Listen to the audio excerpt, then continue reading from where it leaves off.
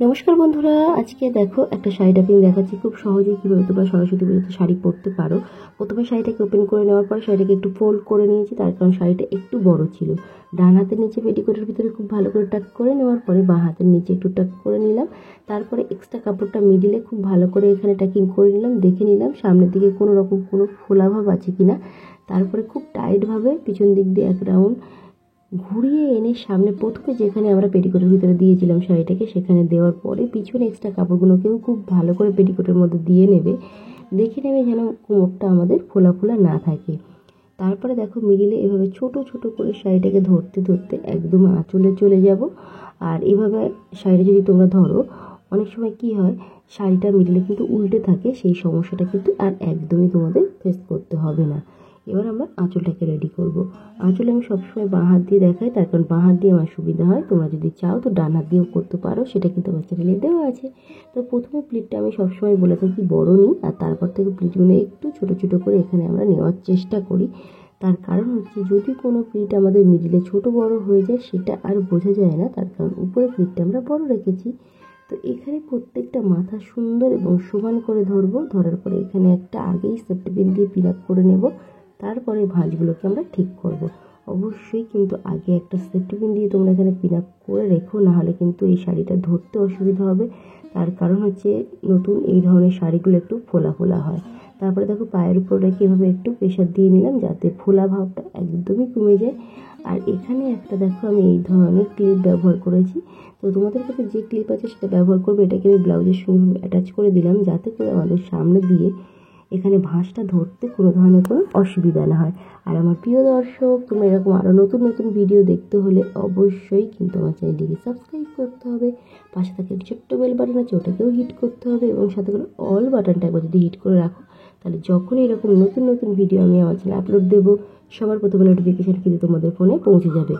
আর আমার চ্যানেলে কিন্তু অনেক অনেক ধরনের ডিজাইন সহ শাড়ি ড্রাপিং দেওয়া আছে। যারা সিম্পল পরতে চাইছো, যারা আটপৌর স্টাইলে পরতে চাইছো, এবং যারা লেহেঙ্গা স্টাইলে শাড়ি পরতে চাইছো। এবার সরস্বতী পুজোতে বিয়ে আছে, সরস্বতী পুজোর দিন তোমরা যারা বিয়ে অকেশনে যাচ্ছ বা রিসেপশনের দিন পরতে চাইছো, কী ধরনের শাড়ি পরবে কনফিউশন হয়ে যাচ্ছে, তো আমার চ্যানেলটা একবার ভিজিট করো। আমার ওখানে অনেক অনেক ধরনের ইউনিক ডিজাইন দেওয়া আছে, আশা করি দেখলে তোমাদের ভালো লাগবে। আর তার সাথে সাথে আমি খুব সহজ করে বুঝিয়ে বলার চেষ্টা করি যাতে করে তোমরা 1 থেকে 2 বার শাড়িটা দেখার পরে নিজেরাই পরে নিতে পারো।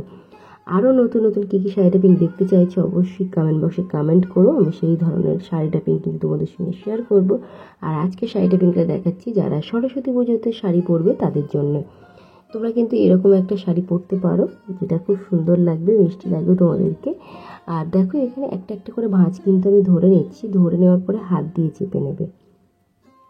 এই ধরনের শাড়িগুলো কিন্তু একটু নতুন অবস্থাতে অনেকটাই ফোলা ফোলা থাকে, তো সেটাকে ম্যানেজ করাটা অনেকটাই টাফ হয়ে যায়। তো সেক্ষেত্রে তোমরা কী করবে, যতটুকুই রেডি করছো ততটুকুই একটা সেফটি পিন দিয়ে ফিল আপ করে তার উপরে একটু হাত দিয়ে চেপে নাও।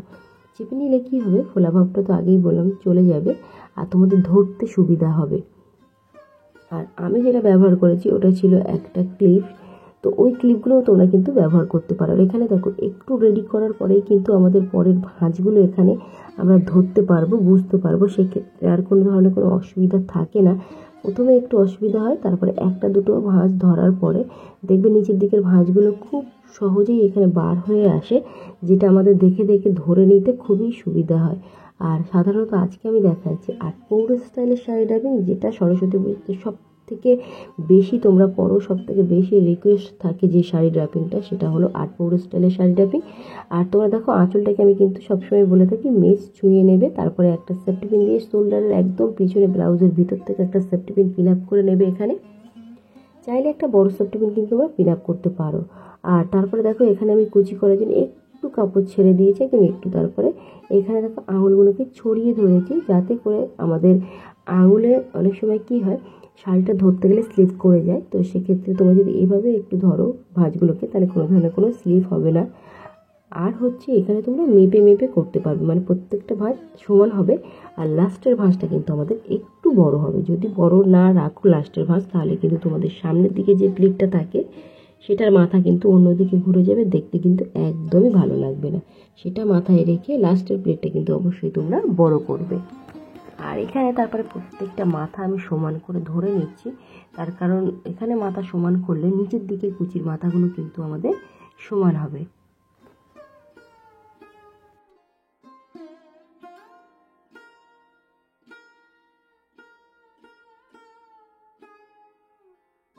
তো তারপরে দেখো এখানে ভাঁজগুলোকে একটু হালকা হাতে একটু নাড়িয়ে নেবে, আর একটা একটা করে ধরতে ধরতে এখানে কিন্তু তোমরা প্রত্যেকটা ভাঁজ বাইরের দিকে বার করে নেবে, তার কারণ কোনো একটা ভাঁজ হয়তো ভিতরে থেকে যেতে পারে, সেটা অবশ্যই তোমরা ঠিকঠাক করে নেবে। আর তারপরে কিন্তু হাত দিয়ে চেপে নিতে হবে, একদম সুন্দরভাবে উপর থেকে নিচ পর্যন্ত কিন্তু আমাদের হাত দিয়ে চেপে নিতে হবে, তাহলে ফোলা ভাব কিন্তু আরও সুন্দরভাবে চলে যাবে। তলার ভাঁজটাকে এখানে আমি সরিয়ে দিয়েছি।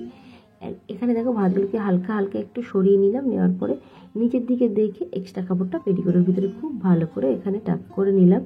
নেওয়ার পরে সাইডের দিকে দেখবে একটু এক্সট্রা কাপড় থাকে, ওটাকে কিন্তু সুন্দরভাবে টাক করতে করতে একদম পিছনের দিকে নিয়ে যাবে, নাহলে কিন্তু এই জায়গাতে কোমর কিন্তু অনেকটাই তোমাদের ফোলা ফোলা বা উঁচু উঁচু দেখাবে।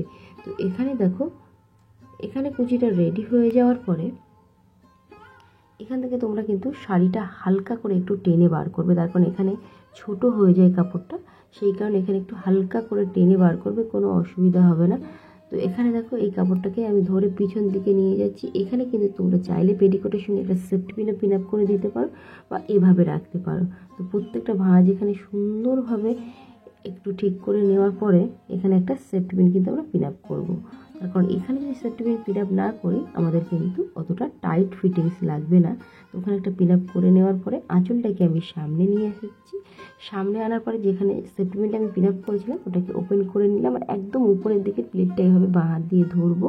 আর দেখো এখানে ছেড়ে দেওয়ার পরে ভাঁজগুলো কি সুন্দরভাবে পড়ে গেছে, তার কারণ হচ্ছে আগে থেকে আমি হাত দিয়ে ওখানে চেপে রেখেছিলাম, যে কারণে এখানে ভাঁজগুলো আমাদের দেখতে কিন্তু খুবই ভালো লাগছে। আর ছোট ছোট করে এখানে আমি ভাঁজগুলো ধরছি। দেখো এখানে ভাঁজগুলো ধরার পরে এই যে আঁচলের মাথাটা, এটাকে কিন্তু তোমরা একটু ধরে রেখে নিচের দিকের এই ভাঁজগুলোকে যদি মনে হয় ঠিক নেই তাহলে আরও একটু এখানে কিন্তু ঠিক করে নিতে পারো, কোনো অসুবিধা নেই। জাস্ট একটু উঁচু করে ধরে এখানে কিন্তু ভাঁজগুলোকে ঠিক করে নিতে পারো।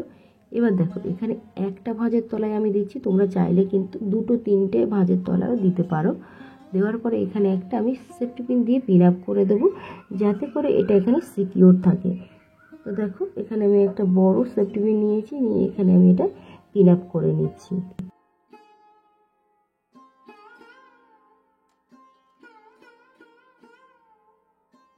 বন্ধুরা তোমাদের যদি বুঝতে কোনো ধরনের কোনো অসুবিধা হয় অবশ্যই আমাকে কমেন্ট বক্সে কমেন্ট করো, আমি কমেন্ট দেখার পরে তোমাদের কিন্তু সেই সমস্যাগুলো সমাধান করে দেওয়ার চেষ্টা করব। পরের ভিডিওতে আরও বেটারভাবে তোমাদেরকে বোঝানোর চেষ্টা করব। তো আজকে শাড়ি ট্যাপিংটা তোমাদের কেমন লেগেছে অবশ্যই কিন্তু তোমরা কমেন্ট করে জানাতে একদমই ভুলো না। তো আজকের মতো